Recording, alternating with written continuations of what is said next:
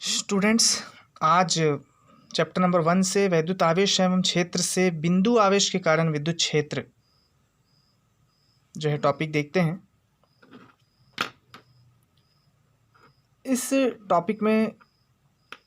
Topic को जाने से पहले इस टॉपिक में जाने से पहले हम ये देख लेते हैं कि विद्युत आवेश होता क्या है। विद्युत आवेश, पहले तो बता दूं कि ये जो आवेश होता है ये एक भौतिक राशि है जिसे अर्जित कर लेने पर कोई पदार्थ विद्युन्मय या इलेक्ट्रिफाइड हो जाता है और विद्युतीय गुणों का प्रदर्शन करने लगता है। पदार्थ कैसा होता है? इलेक्ट्रिफाइड हो जाता है और विद्युतीय गुणों को प्रदर्शित करने लगता है। विद्युत क्षेत्र, अब यहाँ पर विद्युत क्षेत्र क्या होता है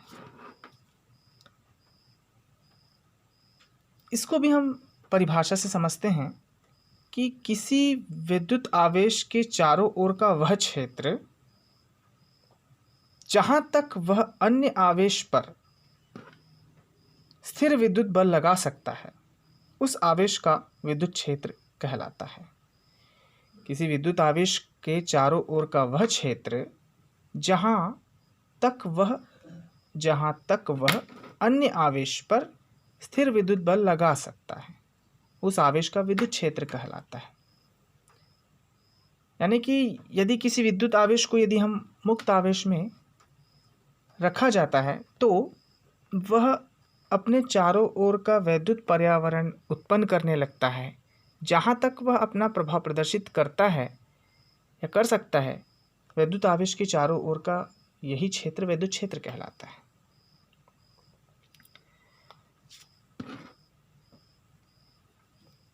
अब बात करते हैं इस टॉपिक पे। तो बिंदु आवेश के कारण विद्युत क्षेत्र कैसे ज्ञात करते हैं?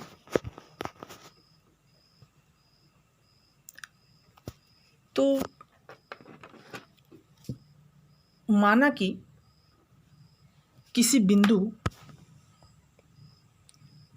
O पर, जो कि मूल बिंदु है O पर, यहाँ पर देखिए किसी मूल बिंदु O पर Q आवेश रखा है। ये Q आवेश कैसा है? प्लस Q आवेश। तो माना कि बिंदु O पर प्लस Q आवेश रखा है और इस आवेश से R दूरी पर एक बिंदु P है जिस पर विद्युत क्षेत्र की तीव्रता ज्ञात करनी है।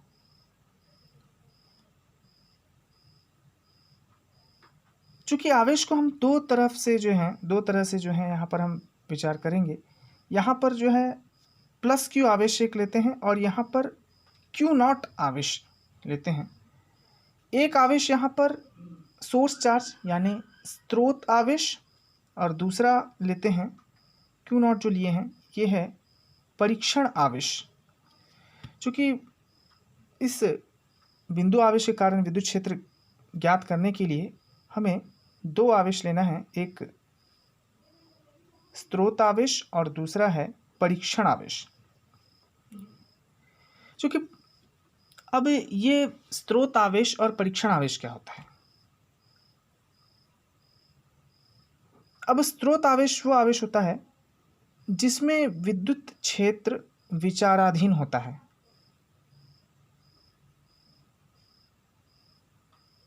लेकिन जो परीक्षण आवेश होता है वो आवेश होता है जो बल का अनुभव करता है, वो परीक्षण आवेश होता है। Test charge. अब ये स्रोत आवेश, बिंदु आवेश या फिर डिस्क्रीट यानी विविक्त आवेश भी हो सकता है। लेकिन परीक्षण आवेश जो होता है वो हमेशा क्या होता है? अत्यंत अल्प ही होना चाहिए, क्योंकि जो स्रोत आवेश होता है जो Q प्लस हमने जो लिया है, प्लस Q लिया है, प्लस क्यू आवेश के विद्युत क्षेत्र को चूंकि वो प्रभावित ना कर सके, इसलिए ये अल्प ही होना चाहिए। तो यहाँ पर वही चीज़ है कि हमने P बिंदु पर एक परीक्षण आवेश और प्लस Q आवेश लिया मूल बिंदु O पर, और उसके बाद कूलाम का नियम से यदि हम बल का परिमाण ज्ञात करते हैं तो ये बनेगा F बराबर 1/4πε0 dot Q0 upon R square. ये चूँकि कूलाम के नियम से इससे पहले हमने ये समीकरण देखा था, तो चूँकि यहाँ पर Q स्रोत आवेश और Q0 जो है परीक्षण आवेश, और अपॉन आर स्क्वायर क्योंकि परीक्षण आवेश और स्रोत आवेश के बीच के दूरी के वर्ग के व्युत्क्रमानुपाती जो कि होता है, ये कूलाम के नियम के अनुसार होता है, इसलिए आर स्क्वायर यहाँ लिखा गया है। और चूँकि 4πε0 चूँकि विद्युतशीलता है, तो ये हुआ समीकरण 1। उसके बाद देखते हैं कि बिंदु P पर विद्युत क्षेत्र का परिमाण क्या होगा। चूँकि ये तो परीक्षण आवेश पर लगने वाला बल का परिमाण था, जो कि कूलाम के नियम से निकला है, F = 4πε0 Q0 upon R square. उसके बाद बिंदु P पर, जो कि बिंदु P पर ही हमको क्या ज्ञात करना है, विद्युत क्षेत्र ज्ञात करना है बिंदु आवेश के कारण। तो बिंदु P पर विद्युत क्षेत्र का परिमाण क्या होगा, तो विद्युत क्षेत्र को चूँकि इलेक्ट्रिक फील्ड को E से प्रदर्शित करते हैं, कैपिटल E से प्रदर्शित करते हैं, इसलिए E = F अपॉन Q0 या फिर Q0 बोल सकते हैं, Q0। तो ये होगा सेकंड समीकरण। विद्युत क्षेत्र बराबर बल बटे परीक्षण आवेश। क्योंकि परीक्षण आवेश का मतलब ही ये है कि जो आवेश, उस आवेश को कहेंगे जो बल का अनुभव करता है, इसलिए यहाँ पर Q0 लिया गया। अब समीकरण 1 से, अब इसको गणितीय रूप में जब हम सॉल्व करते हैं तो समीकरण 1 से F का मान, समीकरण 1 से, जो समीकरण 1 है यहाँ पर क्या है, समीकरण 1 से F का मान रखने पर, तो समीकरण 1 से एक क्या है, F बराबर 1/4πε0 Q0 अपॉन आर स्क्वायर 1/4πε, इसे समीकरण 2 में रखने पर इस F की जगह, तो 1/4πε0, और ये Q0 ऑलरेडी है, ये Q0 है, और उसके बाद Q0 अपॉन आर स्क्वायर। तो ये जो कंप्लीट वैल्यू है, ये और ये, इस वैल्यू को रख दिए, और Q0 ऑलरेडी है ही यहाँ पर, F अपॉन Q0, तो रखने पर ये Q0 और ये Q0 कैंसिल होकर जो बचता है वह है 1/4πε0 dot Q upon R square, वह समीकरण 3। तो इस तरीके से विद्युत क्षेत्र, किसी बिंदु आवेश के कारण विद्युत क्षेत्र जो है ज्ञात हो जाता है।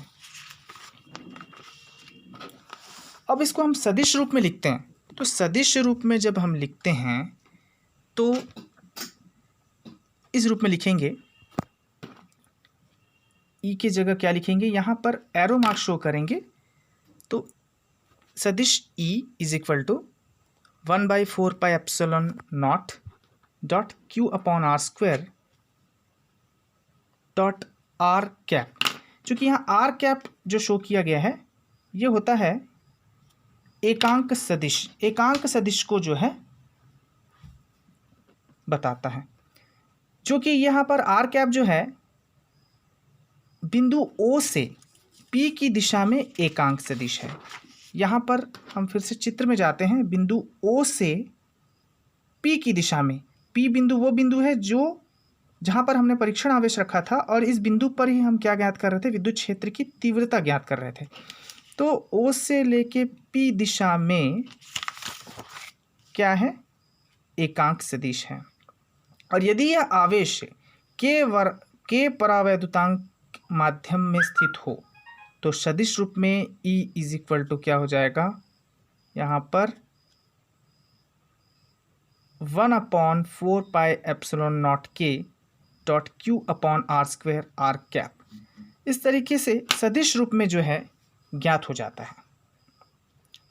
लेकिन यहाँ पर जो विद्युत क्षेत्र की जो दिशा होती है, चूँकि समान आवेशों में प्रतिकर्षण होता है, तो उस स्थिति में बिंदु P पर विद्युत क्षेत्र की जो दिशा होगी वो क्या होगी, O से P की ओर होगी। कहने का मतलब है कि OP के अनुदिश, O से P की दिशा में। लेकिन यदि बिंदु P पर, चूंकि ये इस कंडीशन में है कि उस कंडीशन में हो सकता है जब आवेश क्या होगा, धन आवेश रखा गया है, स्रोत जो है, स्रोत आवेश क्या है, धन आवेश हो। यदि यहाँ पर माइनस Q रहता तो जो दिशा है वो क्या होता, बदल जाता और बिंदु P से लेकर O की ओर हो जाता। जो विद्युत क्षेत्र की दिशा है वो क्या होता, P से O की ओर होता यदि यहाँ पर ऋण आवेश होता तो। लेकिन धन आवेश होने के कारण क्या है, मूल बिंदु O से लेकर P की दिशा में जो है यहाँ पर क्या होगा, विद्युत क्षेत्र की दिशा होगी। तो ये होगी यहाँ पर विद्युत क्षेत्र की दिशा।